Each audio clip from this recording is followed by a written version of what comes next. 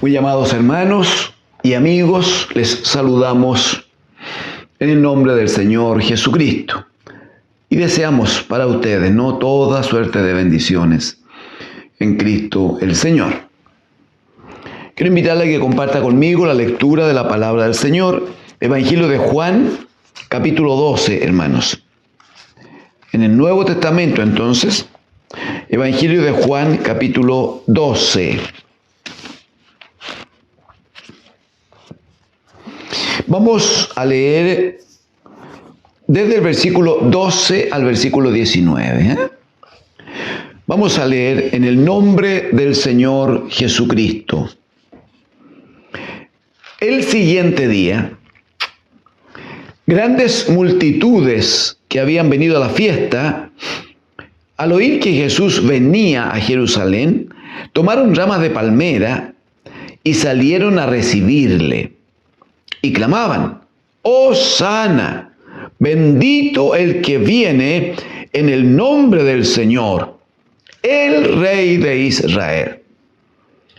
Y halló Jesús un asnillo y montó sobre él, como está escrito: No temas, hija de Sión, he aquí tu rey viene montado sobre un pollino de asna. Estas cosas no las entendieron sus discípulos al principio. Pero cuando Jesús fue glorificado, entonces se acordaron de que estas cosas estaban escritas acerca de él y de que se las había dicho y de que se las habían hecho. Verso 17. Y daba testimonio la gente que estaba con él cuando llamó a Lázaro del sepulcro y le resucitó de los muertos. Por lo cual también había venido la gente a recibirle, porque había oído que él había hecho esta señal. Pero los fariseos dijeron entre sí: Ya veis que no conseguís nada. Mirad, el mundo se va tras él. Aleluya.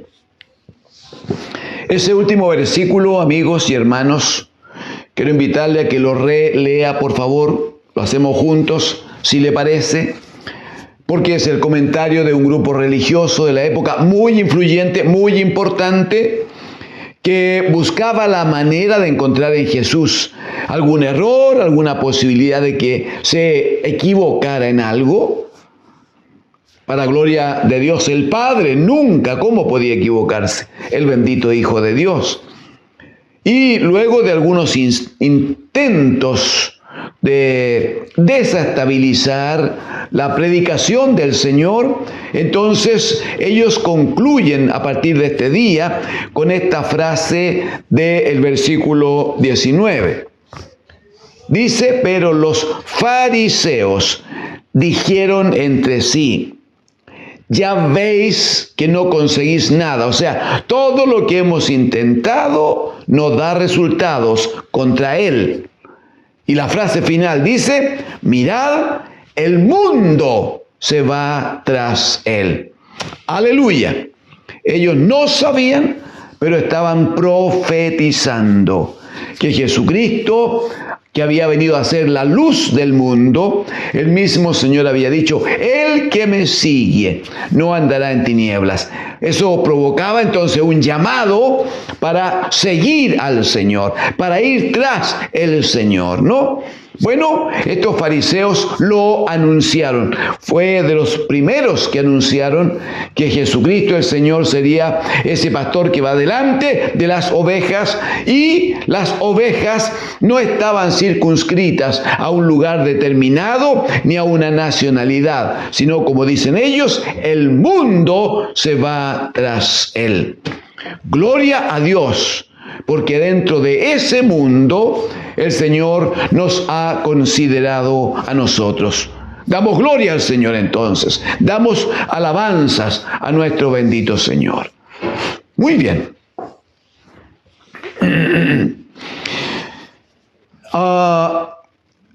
Quiero decir, hermanos, amigos, que el día anterior a este dice que en el trozo que hemos leído, el versículo número 12 dice el siguiente día, ¿Qué siguiente día? Bueno, hay un hecho, un acontecimiento que debemos a lo menos nombrarlo porque tiene real importancia. Luego que Lázaro de Betania fue resucitado por el Señor, entonces la Escritura dice que en los días siguientes, 6 días antes de la Pascua, estoy en el capítulo 12, versículo 1. Capítulo 12, verso 1. Dice que 6 días antes de la Pascua, pero posterior a la resurrección de Lázaro, vino Jesús a Betania. Volvió a Betania entonces, donde estaba Lázaro, el que había estado muerto y a quien había resucitado de los muertos. Y ahí se suscita una cosa muy interesante, muy hermosa, digo yo, porque prepararon la casa de Marta y María y de Lázaro para recibir al Señor y prepararon una cena. En esa cena estaba, dice la Escritura, en los versículos del capítulo 12, los primeros versículos. Dice que Lázaro estaba sentado a la mesa con el Señor. ¿Cómo no? Dice que Marta, cosa habitual en ella, era la que servía. Pero dice que María, que siempre tenía una actitud distinta. ¿Recuerda esa ocasión en que el Señor, eran otros tiempos, otros momentos, en que el Señor visitó la casa de Lázaro, Marta y María? Y la Escritura enseña que Marta estaba interesada en atender bien al maestro y atender la casa y que todo estuviera bien. Y dice que corría de un lado a otro, terminó agotada, cansándose. Y mientras ella corría, observó que María estaba echada a los pies del Señor, comiendo de la palabra que el Señor estaba entregando. De hecho, Marta reclama al Señor. Él viene al Señor, lo interrumpe y le dice: mira, no te da cosa que mi hermana no haga nada y esté ahí. Y el Señor le dice: Marta, tú estás fatigada y turbada. Las muchas actividades te han turbado. Y le dice: esta otra, la María, ha escogido la mejor parte, dice, la cual no le será quitada, no le será quitada. Pasa un poco el tiempo y muere Lázaro, como ya lo habremos visto en sesiones anteriores. Y cuando Marta va a recibir al Señor con una actitud de reprocharle su falta de amor, su falta de atención, porque no vino corriendo cuando su hermano estaba muerto, y le dice: si hubieses estado aquí, mi hermano no estaría muerto. Bueno, hay un diálogo ahí que ustedes seguramente ya lo conocen, pero luego aparece María. Marta va a la casa, María viene a ver al Señor y María ni siquiera se mantiene de pie, sino que dice que se humilla, se pone de rodillas delante del Señor, rostro en tierra, adorándole. Y también ella dice, pero en una forma, en un contenido y en un tono tan distinto, estando humillada en tierra, le dice: Señor, si hubieses estado aquí, mi hermano no habría muerto. El Señor no le pide a Marta que lo lleve al sepulcro, sino que Él toma la decisión luego que recibe a María. Y cuando ve que María está llorando, ve que los amigos están llorando. Él se enternece, dice, Él llora también. No se junta con los otros a llorar, seguramente hubo lágrimas en sus ojos, ¿no? ¿Se afectó? No hay duda. El Señor resucita a Lázaro y ahora le preparan días después esta recepción, una forma de mostrarle cariño, gratitud. Bueno, y aquí se produce de nuevo, mientras Marta atendía lo de las mesas, mientras Lázaro estaba sentado junto al maestro, María aparece en algún minuto de alguna piecita interior, creo yo, y aparece por allí. Otra vez se pone a los pies del maestro. Pero esta vez dice que rompe un frasco de un perfume muy valioso y dice que empieza con el perfume a lavar, a regar los pies del Señor y a secarlo con su cabellera. Cita la Escritura aquí que uno de los discípulos, Judas Iscariote, el que llevaba la tesorería, la bolsa con el dinero del grupo, dice que él reclamó a sus colegas y le dice, miren qué desperdicio, dice, ¿por qué en vez de hacer lo que esta mujer ha hecho, no se vendió esto a un precio alto y el dinero se le hubiera dado a los pobres? Dice Judas Iscariote, el tesorero. Miren lo que dice por favor el versículo 6. Versículo 6, dice, hablando de Judas, pero dijo esto no porque se cuidara de los pobres, sino porque, mire pues, porque era ladrón y teniendo la bolsa, sustraía de lo que se echaba en ella. Y el argumento de este ladrón era, ¿por qué no se vendió esto y se dio a los pobres? Esto me suena tanto, amigos y hermanos, a muchos movimientos políticos, ¿no? A muchos movimientos sociales que respecto de cualquier cosa, desórdenes, destrucción y algunas muertes, la excusa es, no, es que hay que luchar por los pobres, hay que conseguir que los pobres sean atendidos, hay que buscar la forma de que los pobres tengan más. El Señor Jesucristo dice dos cosas. La del verso 7, dice, déjala, para el día de mi sepultura ha guardado esto. O sea, aunque María no tenga gran estudio respecto de las Escrituras y de la profecía, sin embargo, el Espíritu de Dios está en ella y le ha hablado de que esto era necesario para el día que yo esté sepultado. Qué interesante, ¿ah? No es el conocimiento, sino es la capacidad de recibir el trato del Espíritu en nosotros y con nosotros. Y la segunda cosa que dice el Señor, que zanja incluso toda discusión política, es lo que dice el verso 9. Dice, porque a los pobres siempre, eso hay que subrayarlo en su Biblia, a los pobres siempre los tendréis con vosotros, mas a mí no siempre me tendréis.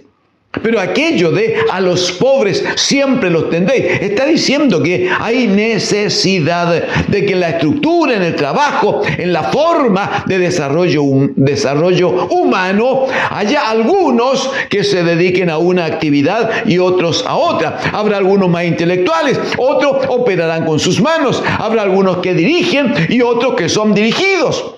¿De qué otra forma podría ser esto? El Señor dice a los pobres siempre los tendré. Entonces, eso significa, entre otras cosas, pues hermano, que cualquier lucha política centrada en la defensa de los pobres, no es que basta de pobreza ya, no debemos tener pobres, es una falacia o un engaño manifiesto. Porque si el mismo Señor Jesucristo lo dice de esta manera, a los pobres siempre los tendré con vosotros, ¿quién va a ser capaz? Si el Santo Hijo de Dios dijo que la cosa era así, ¿quién va a ser capaz de cambiar esta estructura social, hermanos? Si no lo hace el Señor, no lo hace nadie. Entonces, en el versículo 12 va a decir que al día siguiente, o sea, inmediatamente. Al día siguiente dice que el Señor va entrando a Jerusalén y como había mucha gente interesada en verle, en conocerle, dice que esta gente tomaron ramas de palmeras y salieron a recibirle clamando, Hosana, bendito el que viene en el nombre del Señor. Quiero invitarle a que me acompañe un poquito. La misma figura está dicha en Mateo capítulo 21. Mateo 21. ¿Sabe por qué me importa? Porque allí hay algunos otros antecedentes que debiéramos poder administrar en la gracia del Señor. San Mateo capítulo 21, leamos los primeros versículos. Yo le indico algunos, no vamos a leer todo porque no tengo el tiempo como quizás lo deseáramos. 21:1. Cuando se acercaron a Jerusalén y vinieron a Betfagé, al monte de los olivos, Jesús envió 2 discípulos diciéndoles: id a la aldea que está enfrente de vosotros, y luego hallaréis una asna atada y un pollino con ella, desatadla y traédmelo. Versículo 4. Todo esto aconteció para que se cumpliese lo dicho por un profeta que dijo: decid a la hija de Sión, he aquí tu rey viene manso y sentado sobre un pollino, hijo de animal de carga. Si usted quisiera dejar marcado y acompañarme a Zacarías, por favor. Si de Mateo va hacia atrás, se encuentra con Malaquías y enseguida con Zacarías. Es lo que yo hago. Me resulta poquito más fácil.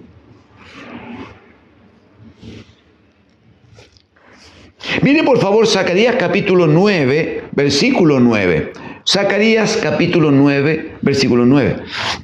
Dice: alégrate mucho, hija de Sión.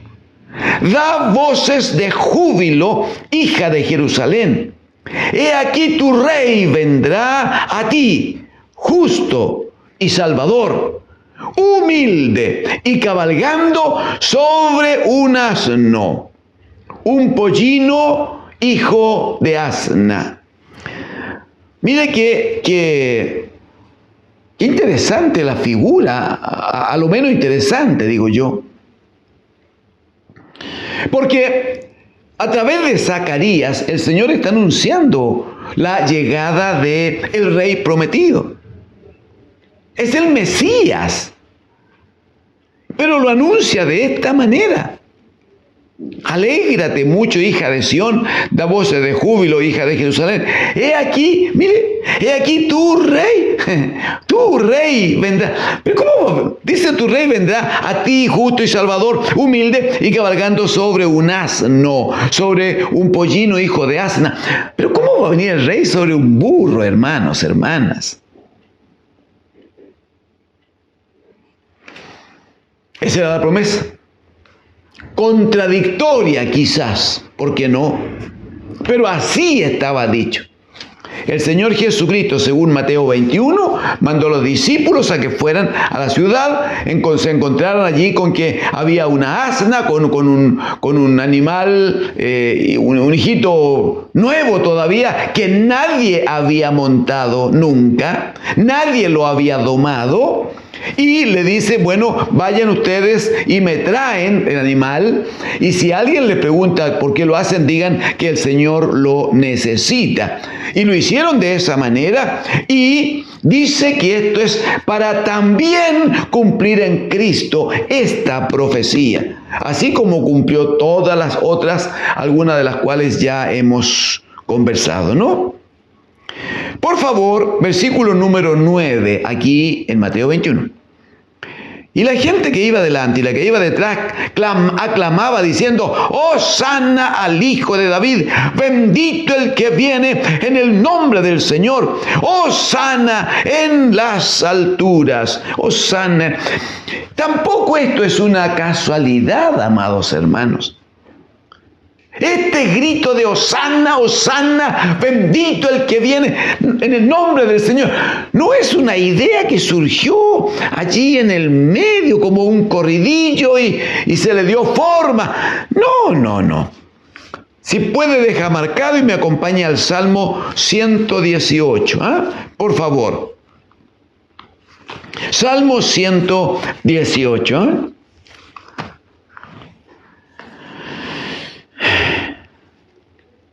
Por favor, versículo 22 primero. Salmo 118, verso 22. Va a decir, la piedra que desecharon los edificadores ha venido a ser cabeza del ángulo. La piedra que desecharon los edificadores ha venido a ser cabeza del ángulo. Claramente es una referencia al fundamento que tiene la iglesia del Señor. No hay duda de ello. Sobre esta roca, dijo el mismo Señor Jesucristo, edificaré mi iglesia. Pero el Salmo continúa y dirá en el verso 25, oh Señor, sálvanos ahora, te ruego, oh Señor, que nos hagas prosperar ahora. Y la respuesta del verso 26, bendito el que viene en el nombre de Jehová. Desde la casa del Señor os bendecimos. Y luego sigue alabando al Señor como Él se merece. O sea, estaba dicho proféticamente que este tiempo debía cumplirse en Cristo el Señor. Estaba dicho que habría un pueblo que iba a gritar por auxilio, iba a gritar por ayuda, que iba a gritar por salvación. Por tanto, daría la bienvenida al que venía en el nombre del Señor. Lo señala Mateo en el capítulo 21 de la forma que lo hemos leído. Pero me importa un poquito el orden de Mateo 21, porque dice que el Señor luego entró en el templo de Dios. Echó fuera lo que vendían. Estoy en el verso 12, hermanos, si usted quiere y puede, ¿no? Echó fuera lo que vendían y compraban en el templo, volcó la mesa de los cambistas y las sillas a los que vendían palomas. Y les dijo, escrito está, mi casa de oración será llamada, mas vosotros la habéis hecho cueva de ladrones o lugar de mercado, lugar de transacciones. Vinieron a él en el templo ciegos y cojos y los sanó. Aleluya. Mire el 15. Pero los principales sacerdotes y los escribas, viendo las maravillas que hacía, atienda, y a los muchachos aclamando en el templo y diciendo, Hosana al Hijo de David, se indignaron y le dijeron, ¿oyes lo que dicen estos? Jesús le dijo, sí. ¿Nunca leísteis? Había una profecía que decía, de la boca de los niños y de los que maman, perfeccionaste la alabanza. Y dejándolos, salió fuera de la ciudad a Betania, y posó allí. Dejó la ciudad y se fue a Betania, es lo que nosotros hemos compartido respecto del tiempo en que el Señor estuvo en casa de Lázaro, de Marta y de María. Muy bien. Entendido este orden que intentamos mostrar en las Escrituras, entendida esta actividad del Señor de un día y otro, es central entonces esto que se produce cuando el Señor entra a Jerusalén. Y los muchachos, Mateo dice expresamente que los muchachos aclamaban en el templo y decían, Hosana al que viene en el nombre de David, Hosana al Hijo de David. También dice la Escritura que ellos tomaban ramas de los árboles, en una señal de que claramente los que tienen esa capacidad para tomar ramas de los árboles y tenderla en el camino donde el burrico de Jesús, ¿no?, iba avanzando, los que pueden hacer eso claramente son los jóvenes, no hay duda. El punto es entonces reconocer que aproximadamente una semana antes, de hecho lo dice el capítulo 12, verso 1, 6 días antes de la Pascua, una semana antes entonces de la Pascua. Lo que ocurre, esta entrada triunfal a Jerusalén, como se le llamó aquí, ocurre inmediatamente en esa semana, al día siguiente de lo que ocurre en Betania, cuando María le lava los pies con perfume al Señor. Bueno, en ese tiempo es cuando el Señor entra a Jerusalén. Sí, pero entra en cumplimiento de la promesa, que es lo que más quisiéramos establecer por la gracia de Dios hoy. Entra en cumplimiento de una promesa. Él era el rey que Dios el Padre había enviado. Él venía con la autoridad, la comisión del Padre. Es verdad, no venía a presentarse como un rey físico, como un rey de los que todavía existen en este sistema. No, Él era el rey de la gloria. Aleluya. Él era el Señor de señores. Él era el que venía descendiendo de los cielos. Aquel que le dijo al Padre: Señor, quiero volver pronto a estar contigo para que me devuelvas toda la gloria que tuve antes de que el mundo fuese. De ese rey estamos hablando. Él no necesitaba que las gentes, todos le pusieran una corona. En el capítulo 6 de Juan, después que el Señor alimenta a 5,000 hombres, más mujeres y niños, dice que al día siguiente la multitud vino a buscarle. Y como no le hallaron, le encontraron al otro lado del lago. Entonces, todos venían así como deseosos, gustosos, ¿no?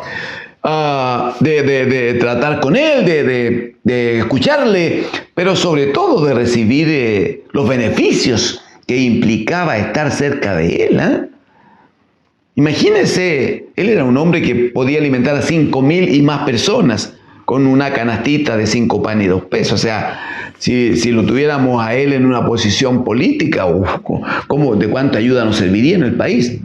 Dice el capítulo 6 expresamente que cuando aquel milagro se produce, dice que la gente vinieron al Señor para tomarlo y hacerlo rey. La pregunta es, ¿Jesucristo necesitaba eso?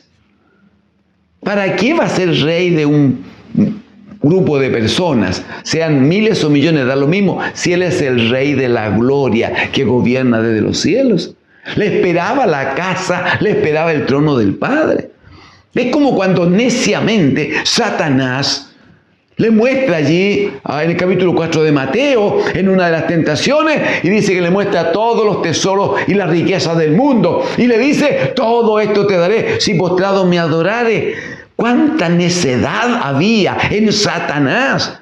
¿Cómo al Señor le iba a interesar aquello de lo cual Él era dueño, no porque lo hubiera heredado, sino que por su palabra todas las cosas habían sido creadas?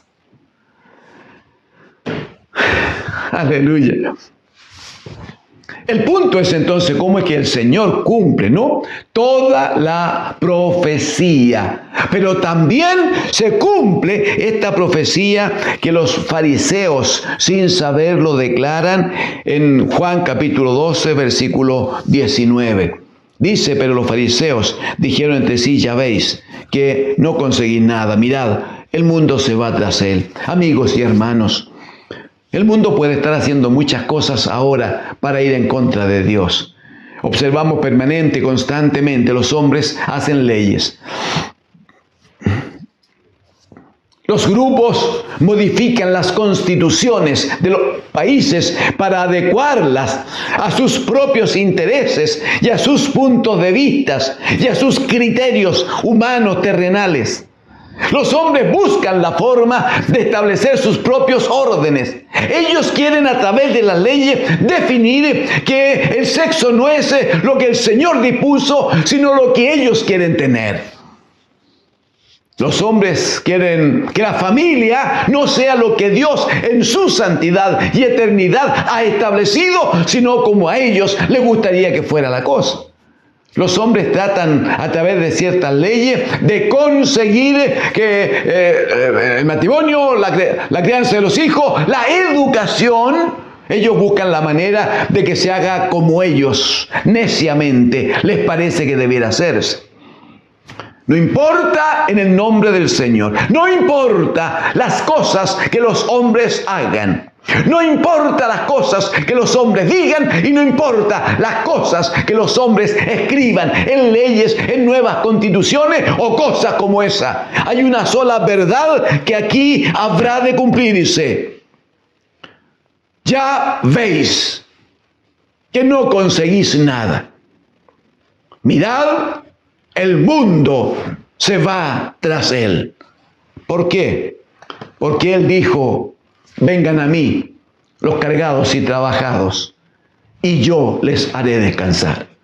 No importa la ley, no importa la Constitución, porque, como sabemos, si el Señor no opera en las vidas, si el Señor no cambia mentes y corazones, imposible, jamás el hombre va a cambiar.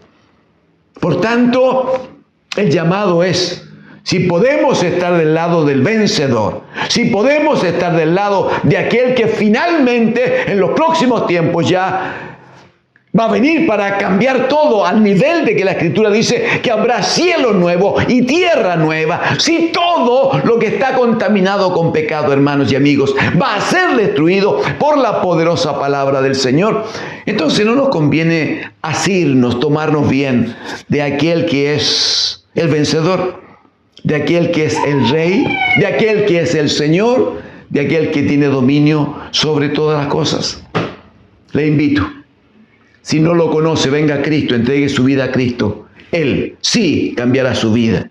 Y a los amados hermanos les exhorto a permanecer fieles en el Señor, a amar al Señor, a servir al Señor. Él es el Rey de Reyes y Señor de señores, con quien y en quien hemos sido bendecidos. Tengan paz en el nombre del Señor. Amén.